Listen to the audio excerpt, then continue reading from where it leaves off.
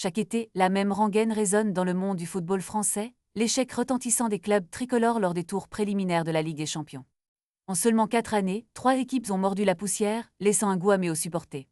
Nice, après une défaite sévère contre Benfica, s'apprête-t-il à rejoindre Monaco et l'homme dans la liste des désillusions? Il fut un temps où les clubs français brillaient sur la scène européenne, avec un taux de réussite de 76%.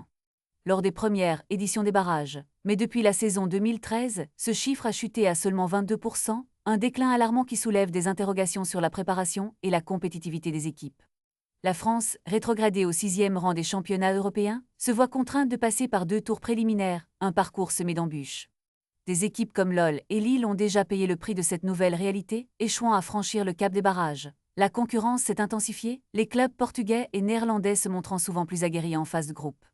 Avec seulement 2 places qualificatives pour la Ligue des Champions, la pression est à son comble. Les clubs doivent faire face à des adversaires redoutables dès le 3e tour, où des affrontements dignes de la phase de groupe se déroulent.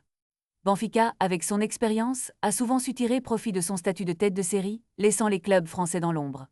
Même si la France a regagné sa 5e place au classement UEFA, cela ne suffit pas à masquer les failles dans la préparation et la performance des équipes.